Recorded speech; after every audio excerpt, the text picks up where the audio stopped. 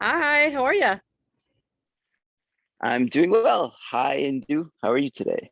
You I'm look like good. you're in a very nice place. I know, so do you. It's like summertime and we're in the backyard and enjoying the beauty of summer. So yes, it's a lovely time of year. And my parents are finally here visiting, so I feel like, it's sort of exciting for me finally to be able to spend some time with them. And how have you been? Good. I finally got out of my parents' basement and moved to my parents' backyard. Okay. Um, so I haven't actually moved out yet, although I'm hoping to soon, now that I'm feeling a little bit more free and a little bit more able to do things and a little bit more independent. But yeah, for now, since it's summer, since it's nice here in Toronto, I thought I'd come and take advantage of this backyard that my father built. And actually, over there, I don't know if you can see, you probably can't, but he's been able to attract some monarch butterflies as well. Oh And we're wow. hoping maybe at some point to be able to track them because actually all the monarch butterflies all around North America, or at least around the east coast of North America, they all go to the same spot in Mexico every year.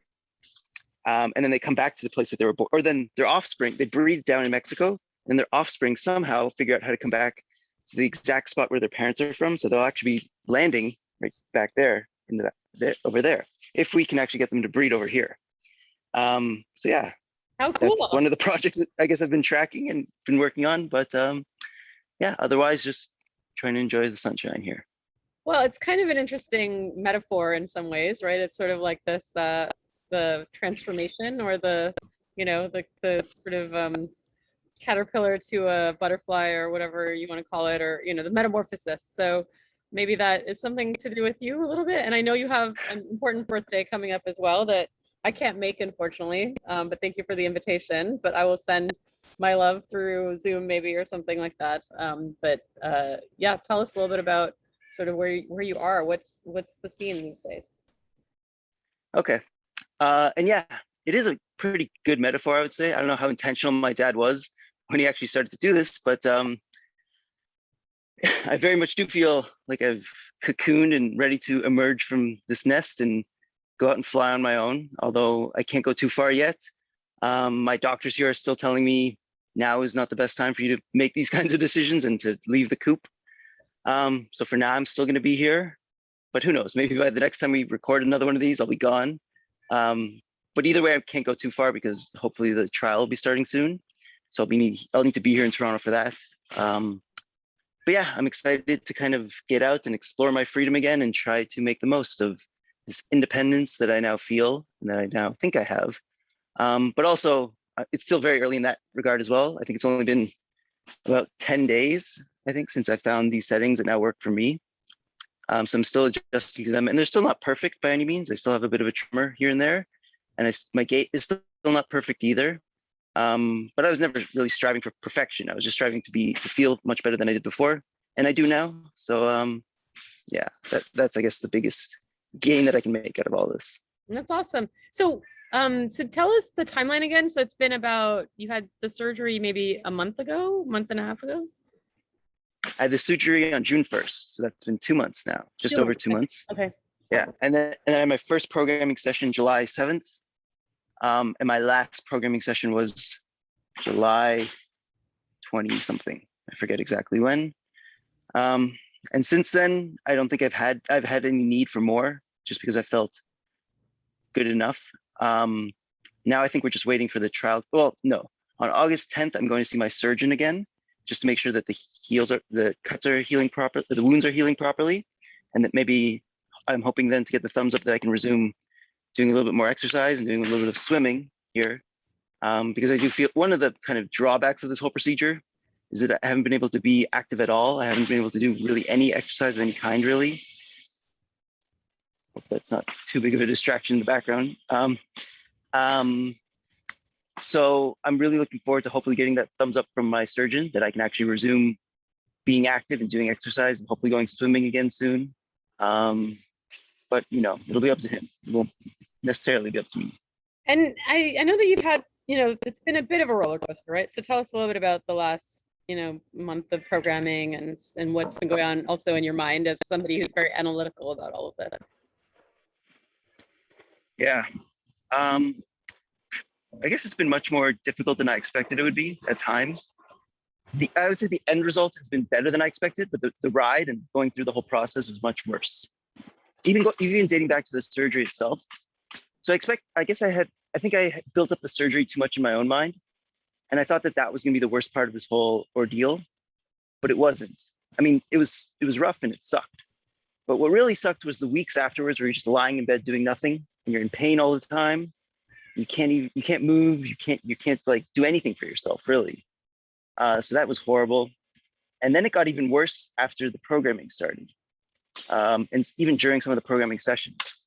Because some of the things that this thing can do to my brain, it can do to my personality, it can do to who I am or what I think I am, they're pretty wild and they're really unpredictable in many ways. And I guess, I mean, intellectually, I understood that these things were possible, but I didn't fully understand what they meant. Or I guess it's one thing to know something intellectually, it's another thing to actually feel something for yourself and to actually experience it. And that some of those transformations that I felt, even like sitting in that chair in the clinic while he was messing with the settings, yeah, they're just much more stark than I was expecting. And I'm happy to go into them in as much detail as you want. Tell us a little bit about that. I I guess, know, been talking to you before and having gotten to know you over the last year and a half through the pandemic. I think you're very introspective, and I think you're very in touch with your body, which I've really appreciated about you. And so maybe you could tell us a little bit about, I mean, I don't think we have to go into every session, but, maybe give us some highlights and tell us sort of, give us some examples to drill in a little bit. okay. So I guess as we were trying to figure out which contact points were best for me, the first thing we noticed is that all of them did something, which was a positive, I guess. They all had a very positive effect on my motoric symptoms. So all of them allowed me to move better, no matter what we lit up. But some of them had a very strong effect on my emotions. Some of them had a very strong effect on my like associative learning. Others just had a very strong and crazy effect on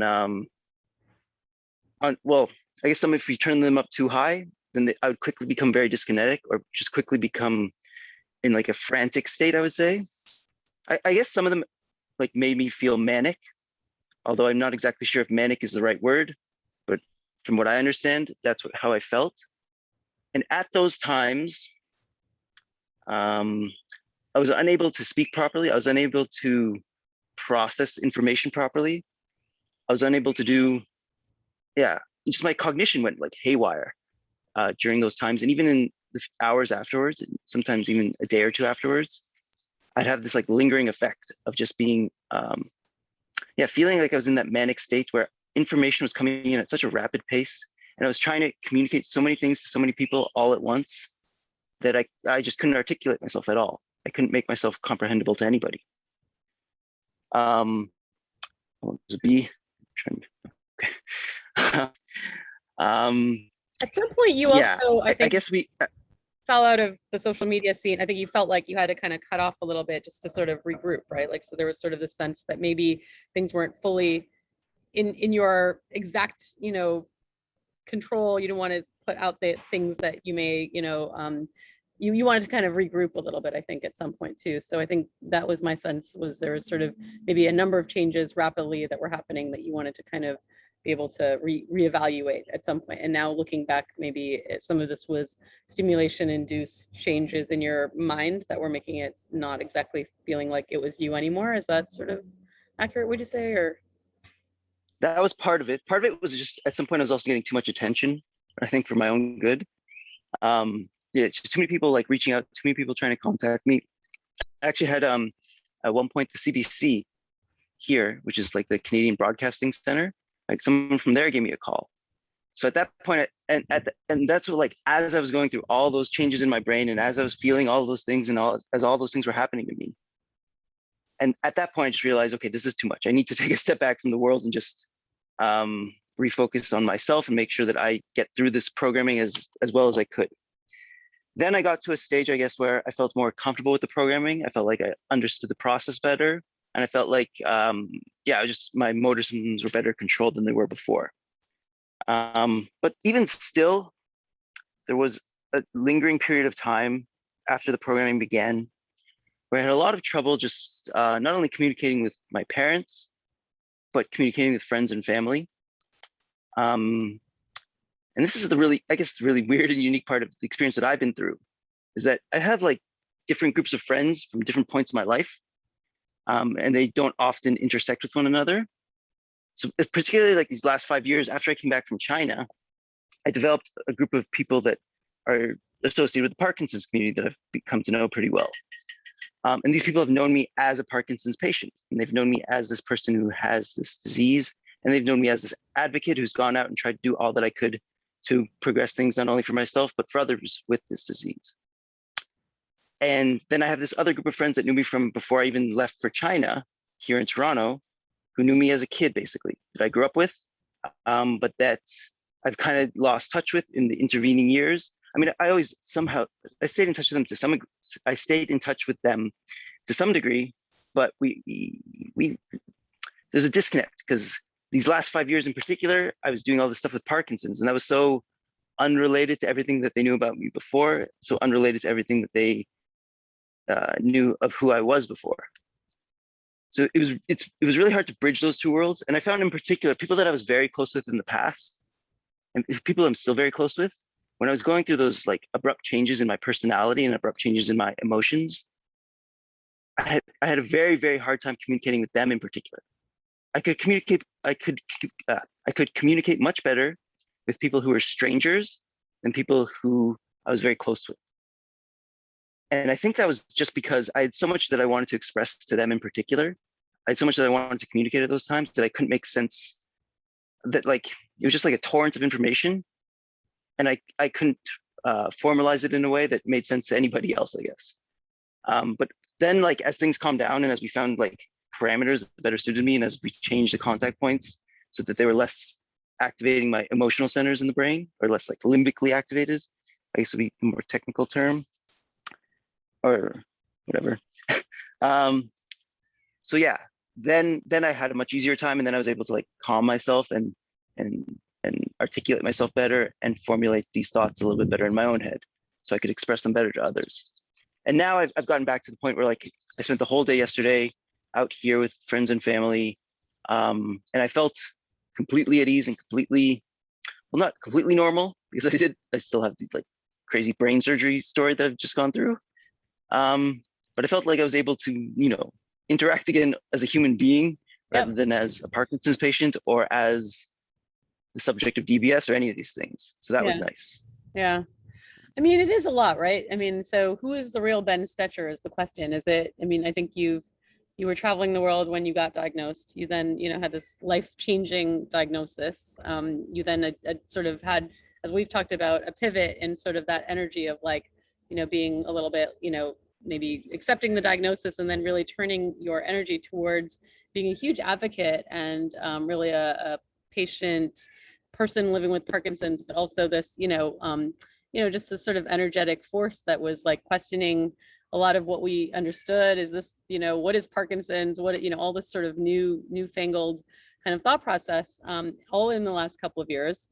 And then, you know, I think really been put in sort of somewhat of a spotlight around the surgery and the hope that this would be a huge change for you. So I think there's some pressure there, and the trial and all of which, you know, and I think you've become sort of this beloved kind of person to many of your doctors and healthcare team as well in Toronto, and everyone, you know, wants the very best for you. So I think, you know, all of that, you know, with things that are stimulating your brain, changes in medications, all these people that love you in the middle of a pandemic, you know, it's a lot, Ben. So I think, you know, I think you've come through it with, in my opinion, flying colors in many ways. And I think all the transitions that you mentioned are very common with the patients that I've followed. And certainly, I think as a younger patient with Parkinson's, there's, you know, many changes in identity that are all you're sort of have matured, you know, into your 30s through having this disease as well. So who knows what the transition would have been,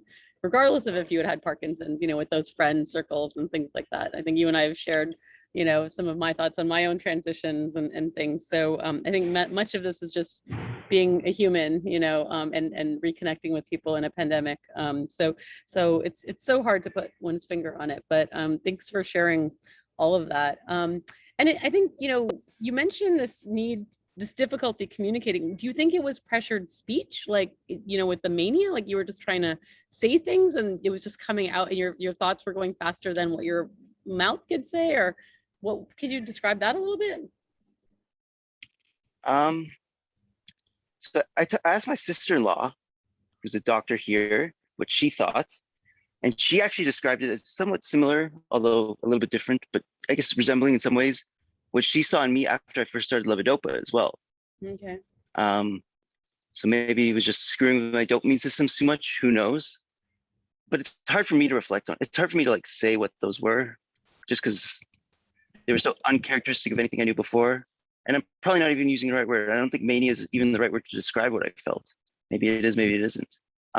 Although I'm assuming, I don't know enough about psychiatry or neuropsych stuff. I'm assuming it's kind of like neurodegenerative diseases in that words like mania or words like Parkinson's, they're like these umbrella terms that don't really apply to any one individual, but we just use them to characterize just because it's easier and just easier to class people that way. Yeah. I don't know. But actually, I'd love to ask you another question about this whole thing. So one thing I've noticed is that every conversation I have these days, especially if it's one-on-one in a situation like this, it's always about me now. So, because I mean, and I guess that's understandable. I mean, I've been through something pretty unique, I guess, that most people haven't been through and hopefully will never experience. But I don't know. I feel like in some ways it's unhealthy for me to always be talking about myself and to always be so self-reflective as well. So I guess I have two questions on that regard. One would be, well, I guess, what are your thoughts? Do you think it is unhealthy for me to be talking so much about myself? And two, what have you been up to lately? What's going on in your life these past couple weeks and months? That's so sweet. I think having gotten to know you, Ben, you always ask me how I'm doing, and you're always very appreciative of all the people that care about you, and you seem, very well adjusted for all the, the time that you've put out there on social media, which I think is a huge benefit to a lot of the patients. So I don't ever think that when we chat that it's all about you, because I think it's a service that we're trying to put out there just to be honest through the process right now. And this is the process about you. But I've been well. My parents are finally here. So I can't be more blessed. As you know, I'm Canadian as well, and I've been waiting to have them come out. So in, many transitions, even with that, not seeing people for a year and a half, I haven't, my parents are aging, and, our family's finally been able to get together. So I think all the things that you say about, the many things that you've been feeling, just reconnecting with friends and all the emotions that you've been going through, I think many of us are feeling, regardless of Parkinson's or anything else, just with the pandemic, what the future holds. So I think, none of that is unusual at all. So I don't want you to feel any which way, but great about, I think the things that you've been through and how much, I think your hopes to put this stuff out there, in my opinion, which is why I've been happy to help you, is really purely around helping patients to understand this process better. I think the takeaways sort of from chatting a little bit with you over the last little while, and also just from what you just said, I think that these are very crucial and vital centers in the brain that host a lot of important tracks around them. So the things about, that you mentioned about stimulation and feeling effects on your mood, on your energy levels, on thinking, on different sorts of ways you're talking and expressing yourself, and even the core of, how you're feeling as a person. I mean, it's so interesting, like that a small, change in amount of stimulation over a very short period of time can put you through this host of, emotions. And I think if somebody goes to a place and the people who are programming don't understand that fully, luckily you're in a place with the best of the best, with a team that knows you really well, that has seen you before, understands you. You also have a host of people in your life that are able to check in with you and watch you, make sure that, the things that are happening to you are safe, and that you're, in a good place, and that you're not depressed, you're not, acutely changing, your impulsivity levels. So I think, this sort of is a testament to how important the team is in terms of programming, the center, and the surgeon all working together. And then also the sort of family support that you've had, which is huge, and I think it's pretty unique in some ways. You're also a very healthy and smart, young person. Many of the patients that we end up getting for these sorts of referrals are often don't have that family support, don't necessarily are not as healthy, not as young, may not have the ideal symptoms, you know, for these sorts of procedures. I think it's so individual, you know, how people do with these sort of programming, you know, as they go, and also with how, you know, what electrode location we pick and how the symptoms are that are changing. So I think, you know, having a good team and having good family support sounds like it's really important as well. So what then do you think at this point are you feeling in terms of the motor benefits of the current situation? It looks like you're less dyskinetic, it sounds like. I know you've made some medication changes as well. You feel a little bit more stable. I think you had also posted a picture of pre-DBS, there was some ups and downs, and now you're feeling very stable with respect to the sort of benefits of sort of dopamine-ish symptoms. So stiffness, slowness, things like that. Would that be accurate? Yes. I feel much better, especially my hands and my fingers, and that's what I wanted the most, because I like to write. I do a lot of writing, and prior to the surgery and during after the surgery, that was my biggest complaint. And that was actually the one thing I said to my doctor as well, Dr. Fasano here, going into this was I'd rather be able to walk and type than talk. So if I ever had to make that decision about like if it was affecting my speech so much that I couldn't express myself anymore, but I then had to fix that, I would then have to like compensate by removing some of my ability to move properly. I wouldn't want to do that. I'd always want to be able to move and to type on a keyboard properly rather than speak. But thankfully, so far, I don't think I've had too many speech issues, but I think that it's too early to really say anything definitive in that regard. But also, it's not like my symptoms have gone to perfect either. I still have a tremor from time to time. You can see right now my foot. I won't put my foot up on the table right now, but why not? I don't know how well you'll be able to see that. Yep. So your toes are curling a bit? Yeah. My toes still curl, so that might not ever get fixed completely from this. And they still tremor from time to time, and my gait still isn't perfect. It still is an effort to walk, and if I'm not thinking about it properly, then it quickly slides into it's not a shuffle. It's not as bad as it was by any means, but it's not perfect as well. But like I said before, my goal was never to be perfect. And also something I think we all learned from the pandemic in particular. Who was it? I think his name is Dr. Mike Ryan. He's an Irish gentleman. He's an infectologist. He works for WHO. He gave a pretty famous speech early on in the pandemic where he said something very important, something that I think I've taken to heart in all of healthcare. I think it applies to all of healthcare. Perfection is the enemy of the good. You don't want to sacrifice, a few gains because it's not perfect yet. Perfection is not the goal. The goal is to help as many people as you possibly can. Whether that means, if you have to make some sacrifices along the way, then you make some sacrifices. But I would say one of the biggest things I was worried about is that it would affect my personality and it would affect my mood in negative ways. And it definitely has not affected my mood. It has affected my personality, but I would say in positive ways. Talking to my parents, talking to some old friends, I would say that they would agree that I'm more the person that I was before Parkinson's than I am now. Or that I was, right now I'm more like I was before Parkinson's, not even before the surgery, before Parkinson's. Okay. Which I think is a good thing, and which I think was the goal.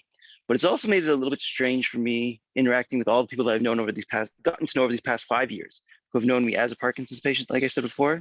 And I mentioned this, I think, a little bit earlier, but those relationships, I think now are being strained in some ways, or to some degree for some people, because I've become more the person that I was. And that person was a very different person from this Parkinson's advocate in many ways. And while that's, I think, a good thing, it does put those other relationships to the test in some ways, or at least it strains a few things here and there. Yeah. So what would you say there's to a core of me that hasn't changed, but yeah. What would you say to those people I would say, that feel like you're disappointing in some ways because you've sort of moved on from that exact space? Yeah. Hard to know what to say, I guess. But there's a core of me that hasn't changed, obviously. In many ways, it's not like I was faking it or anything. It's just I now have different priorities and different, I guess one of the bigger things that's changed and that makes it tough for some people is that my ambitions have also changed. The goals for what I want to do with the rest of my life have changed because of the surgery. And because of all these benefits that I now feel, I've been able to expand my ambitions and dream a bit bigger than I could before. Because before, frankly, I think I had a much more, or my understanding what was possible and my understanding of how much longer I had to live a good life was limited. I don't think prior to the programming in particular, or prior to the benefit that I felt from the programming, I constricted what I thought was possible with what I could do with the rest of my life. Yeah. Now, I think I've opened up the possibilities a little bit more. Yeah. Although the pandemic still makes things annoying and still throws all sorts of barriers that complicate things further. But yeah, and because I've expanded my ambitions and expanded my goals, that's also changed in some ways, I think, who I think of myself as being and who other people see in me as well. Yeah. But I think, like I said before, I think it's more the kid that I was in the past. I think I've always been a dreamer to some degree. I think I've always had pretty big ambitions, and Parkinson's came along and kind of squashed some of them. Yeah. So now that I've been able to lift that to some degree, it's also, lifted who I am a bit as well. And then there are, I guess, minor things as well that have become, I wouldn't say self-conscious, but I guess there's a bit of vanity knowing that these kinds of bumps, I don't know how well you can see them on the camera, but there are some things that will always be there, it seems. Like some of these things will not go away. And I'm okay with that.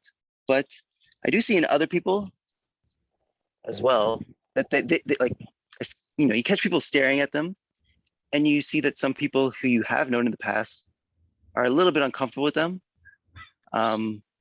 Maybe I'm seeing something that's not really there. I don't know exactly. They're not that noticeable, I don't think. And luckily you have hair that's growing over them, which a lot of patients don't have. So that's true. Yeah. But I do think that, do you feel like you're fixating a little bit more on, because I know you said you had some lack of sensation over there. Like, is there a sense that you're sort of a little bit more hyper attuned to this area, or what's your sense of things? Yeah, I definitely touch this a little bit more. Just I'm constantly trying to see if I'm getting the sensation back. Yeah. And I'm kind of pulling at my hair a bit, which might not be the best thing for me as well. Yeah, just leave it alone. But also, I guess I'm you can't help but not be a little bit self-conscious about these things. Yeah, I don't think you can because see them very well. Seriously, just let it go. Don't worry about it. I think because you're conscious, then you feel like other people are watching, but I don't think they're not that noticeable. So it sounds like just from that previous sentence that we sort of took an aside about the hair thing.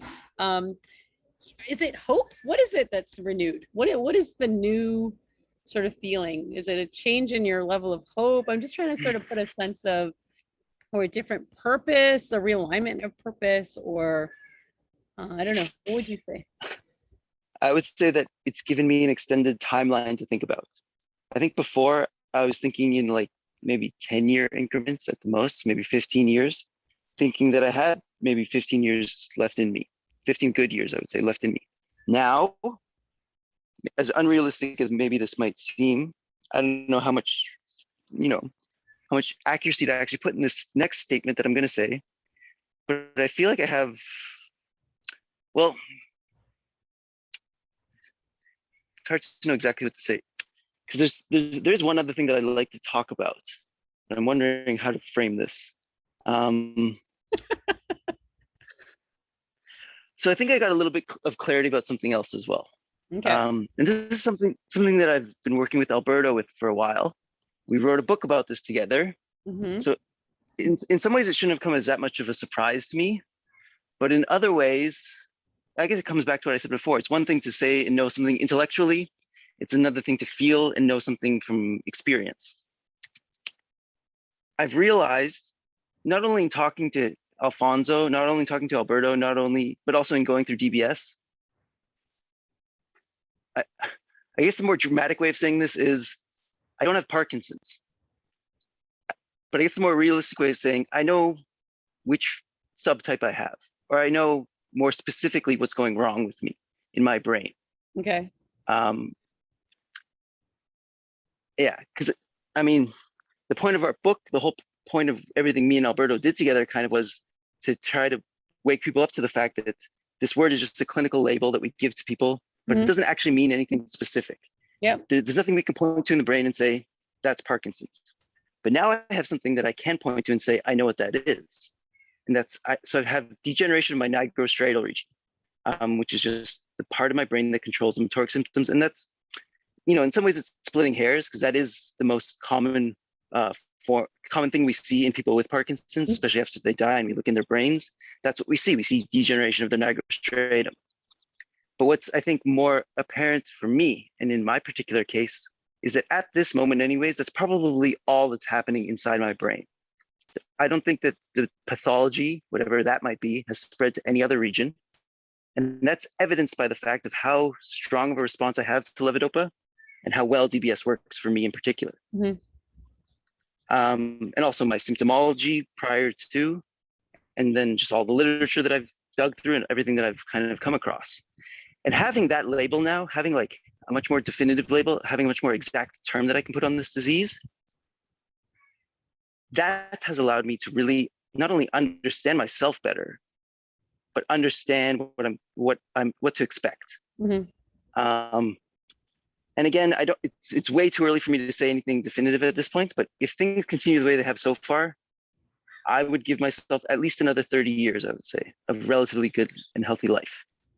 So in many ways, this procedure has, I think, whether it's accurate or not, it's in my own, like psychologically, that's at least what it's given me. It's given me, it's added another 15 years, what I can think about in terms of how long I can live a healthy, normal life.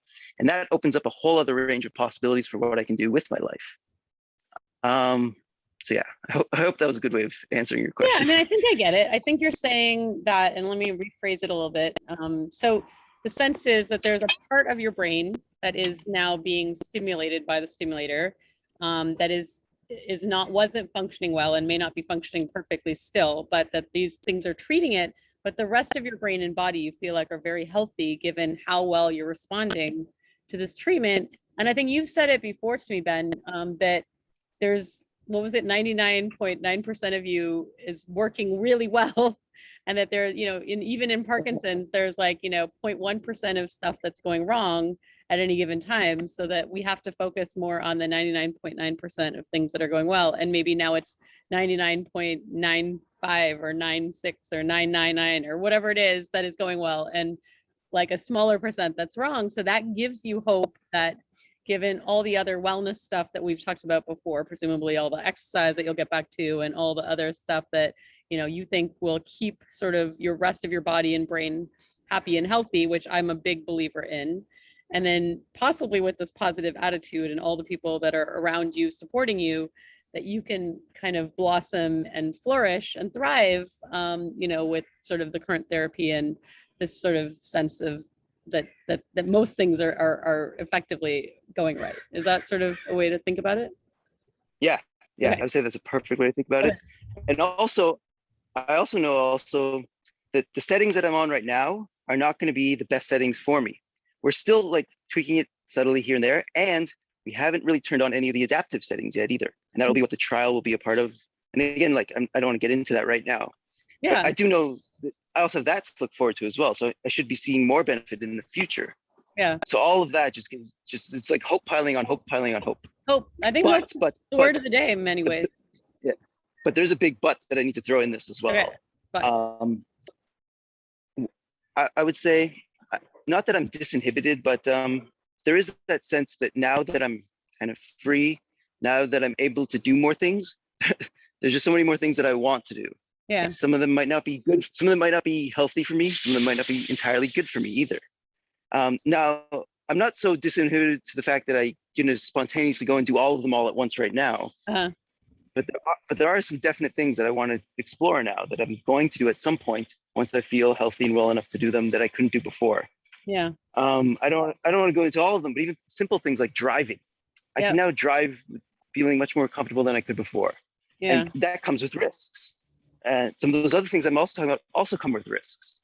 So while I say I have another 30 years, that might, if I do things if I'm too stupid about them, I guess, I might fuck it all up and come back to zero at some point. Yeah. So I need to make sure that I keep my head on straight, and that I have people around me that are also, Yeah. helping me keep my head on straight. And I think that it's also absolutely what we see. And certainly when you're a younger person living with Parkinson's, I think you want sort of to live your life and to have your youth back, and to, explore the things that, somebody who was in their late 20s who didn't have Parkinson's was able to do, right? So I think that's all very natural. And yes, but the impulsivity we do see sometimes, especially with STM stimulation, I think that is the balance. And certainly, I think thinking about the bucket list of things, I think driving, starting to start these things slowly and venturing in slowly would be smart. I think many of us with the pandemic opening up again, it's like, yay, let's do it all. I certainly have felt that way, but again, I think we have to be safe and sound as well. So I think all of this is very reasonable and very introspectively beautiful to hear it from you, because you've gone through it. And I think I've definitely heard this from other folks as well. I think one thing that I wanted to touch on a little bit was the medication reduction. I know that you had felt that you were having pretty tremendous dyskinesia, and I saw you one day, I think through the last few weeks, where you were quite dyskinetic, and so you had to reduce some of the medicines. And I think again that is something where, in my opinion, I think slow reduction, slow stimulation increase, and sort of balancing things slowly and customizing things for the individual person is really the key. I think from my perspective, it's never about getting off of all the medications or necessarily getting off of any specific thing. It's just about what the team and you decide sort of together would be the smartest thing for the balancing of the motor as well as the non-motor issues that I think, again, are so important to factor in. And it sounds like you've described many of these beautifully. So that would sort of be my sort of take on some of what we've talked about in the last month that we may not have covered on here. Is there anything else, Ben, that you wanted to say? Maybe you could say something to Dr. Fasano and the team as well. I don't know if you've been able to record something about that, but I know you recorded a song for him, and happy to pitch in some saxophones or guitars if you need them at a discount price over here, and a drummer if you need that as well. Is there anything that you wanted to say to the team? Yeah, so I have a lot that I would like to say to them. Actually, there's three other points that I want to make before we head out. So one, getting back to what you just said, I agree 100%. We should maybe wait for this, noise to just, can you hear it, or? You might have to edit it out. Okay, there's like this helicopter right there, but anyway, it's fine. We can, if you can't hear it, it's fine. There's also a lawnmower in my neighbor's yard. Can you hear that? No. So, okay, and the crow and the helicopter are not our friend, but whatever, it is what it is. We'll have to edit this stuff out. Okay. It's okay. It doesn't matter. 3 more points. Okay, so go for it. One, I agree with everything you just said about reducing medication. The goal is not to get off medication. The goal is to feel as well as possible. And for every patient, I think that's going to mean something different. And that's why at the end of the day, it's so important that you have a great team around you that knows you and that you have trust in, and that not only that you have trust in them, but they have to have trust in you as well. I think that if my team, and in particular Dr. Fasano, I think if he did not have as much faith in me as he does, then one, he wouldn't have given me as much liberty as I have with the patient programmer. And two, he wouldn't have given me as much liberty to, start titrating down my medication. Not that I did that on my own, like I did everything in consultation with him. But you really have to have a very strong relationship and a good bond there. Otherwise, DBS might be a much more difficult ride for those who don't have that kind of relationship. And I know a couple patients in particular that I'm thinking of that don't have that kind of relationship with their neurologist, and they don't have someone like Dr. Fasano looking after them. And they've just had a horrible time. I mean, it's been a nightmare for a lot of people that I know. It's been hell for quite a few friends of mine. And through them, I've realized, I think better than I could before, who DBS is good for and who DBS is not good for. And I think it comes back to a lot of what you said. You have to have not only the right team around you, but the right home environment to come to. If you don't have those things, then it might not be the best thing for you. Coming back to that second point that I wanted to make about the team in particular, it's hard for me to express all the ways in which I'm grateful to have Dr. Fasano and Dr. Kalia and my parents here as well. I mean, both my parents are retired. My mom just recently retired as well, earlier this year. if I didn't have all three of those like elements in place, I don't think I would have wanted to go through this. I don't think I would have wanted to do any of the things that I've done without having those three pillars, I guess. Maybe that's a good way of putting it. Those are like the three pillars that you need to get through DBS properly. You need a programmer that not only you can trust, but that trusts you. You need a surgeon who knows what they're doing and knows how to put that thing in the right place and that has a lot of experience doing that. And then you need that home environment that, frankly, you need people that can wait on you to some degree anyways, or that can like support you in all those ways that you might need. So yeah, that's my, I guess, recommendation for anybody considering this. If you make sure you have those three things. Yeah. And then the last thing that I wanted to talk about was I've been thinking about a way to describe what this is actually feeling like and what this actually feels like to go through. And I think I found it in a book called Old Man's War by John Sazley, something like that. The book is about this team of old people. I think they're all like 80 years old. And the book is about like this sci-fi future in which once people turn a certain age, and I think that age is 75 or 80, they all get drafted to this like space army in the sky, where they get basically transformed back into the bodies of their 20-year-old selves, but given all sorts of like super abilities as well. We paused. Oh, sorry. No. So that, and like, I won't go into all the details of what they do up there. But if you ever want to get a sense of what this feels like, I think that's a good book to read. And I think that'll also tell you why it's so hard to be disinhibited right now as well. And why there's that fear that from my doctors and from my parents and from people around me that I'm going to go and do something stupid. Because I do feel like I've been transformed from the body of an old person who's tremoring all the time and who can't walk properly and who's shuffling his feet all the time. It's back to the body of I'm about to turn 37. I wouldn't say I'm exactly a 37-year-old body, but maybe like 45, 50-year-old or whatever it might be. I have like had that like life-changing experience of having that age reversal, of having that reversal in how I can move about the world and how I can think as well. And that last thing is something that I wanted to just hammer home on one last time. Being able to think properly now has been something that I didn't quite understand and that I think I took for granted as well before I just didn't understand how much it would change my ability to think properly. Because when you're riding those on-off periods, when you're riding that like fluctuating wave of dyskinetic, bradykinetic, dyskinetic, bradykinetic, it just screws with your ability to think through the day properly. You just never have any prolonged periods where you can actually just sit and think. You're constantly thinking about your medication and where you are on that on-off cycle, or at least I was. Maybe other patients aren't as fixed on it as I am or as I was, but I was. So there's nothing I could do about that. Maybe like whatever, doesn't matter. But being able to like free myself from having to ride that constant roller coaster of on-off and just think about other things for long stretches of time and not have to think about that word Parkinson's or nigrostriatal degeneration, whatever you want to call it. That has been another just amazing part of this whole journey. Something I'm very grateful to the team and to everyone that I've had around me for helping me get to where I am today. And for you as well, Indu. I think you've also been a part of this in many ways. I think in many ways you've been a psychological support and a good friend from afar. So thank you as well for just being there and for having these conversations and for helping do all that you do for the people like me who are going through what I just went through. And for those out there who are listening to this, thank you as well. I hope we can continue to do more things like this in the future.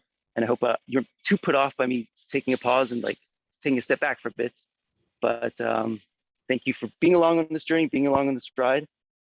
And I guess one last thing I'll say is I'm hoping over the next, I don't want to get too, say this too quickly or say all at once too much, say too much all at once, but I'm hoping to be able to make some announcements in the next weeks and months that I'm pretty excited about and that I think other people will be as well.